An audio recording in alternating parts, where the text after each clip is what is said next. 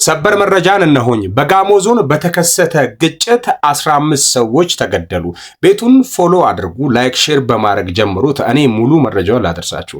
በደቡብ ኢትዮጵያ ክልል ጋሞ ዞን አርባ ምንጭ ዙሪያ ወረዳ በተቀሰቀሰ ግጭት የ15 ሰዎች ሕይወት ማለፉ ተሰማ። ነዋሪዎችና የወከሉ የህዝብ ተወካዮች ምክር ቤት አባል ይህንን ተናግሯል።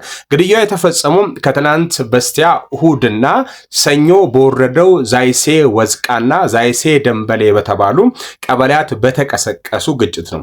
ለደህንነታቸው ሲሉ ስማቸው እንዳይጠቀስ የጠየቁ የዛይሴ ደንበሌ ቀበሌ ነዋሪ ግጭቱ ከትላንት በስቲያ እሁድ 10 ሰዓት ላይ ተከስቶ እስከ ሰኞ ማለት ነው በእኛ ከትላንት ወዲያ ቀትር ድረስ መቀጠሉን ለዶቼ ሼሌ ተናግሯል። በፖሊስ እጀባ ተሽከርካሪ ተጭነው በቀበሌው በማለፍ ላይ የነበሩ የጋሞ ዞን የጸጥታ አባላት ድንጋይ ተወርውሮብናል በሚል ምክንያት ግጭት መነሳቱን ነዋሪው ገልጿል። የጸጥታ አባላት ድንጋይ የወረወረውን ሰው ለመያዝ በሚል ወደ መንደሮቹና በየቤቱ በመግባት በክፍተቱ ትኩስ ወላጅ አባታቸውን ጨምሮ የ5 ሰዎች ሕይወት አልፏል በማለት እኒህ ነዋሪ መናገራቸው ይታወሳል።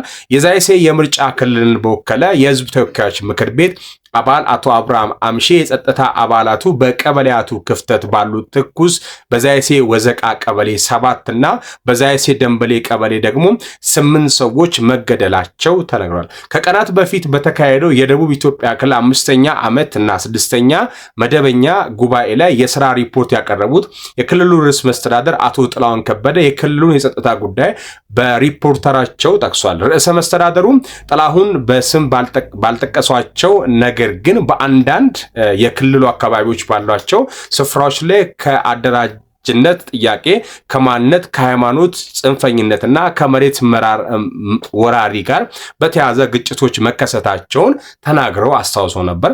በግጭቱ በሰውና በንብረቱ ላይም በዚህ በተፈጠረው ጉዳት መድረሱን የጠቀሱት ርዕሰ መስተዳድሩም የተወሰኑ ግጭቶች በእርቅ እንዲፈቱ ተደርጓል። በተፈጠረው ግጭት ምክንያት ተዘርፎ የነበሩ ንብረቶችም ለባለቤቶቹ የመመለስ ስራዎች እየተከናወኑ ሲሆን ግጭቱ ለህግ እንዲያቀርቡ ግጭቱን የፈጠሩት ሰዎችን ተደርጓል።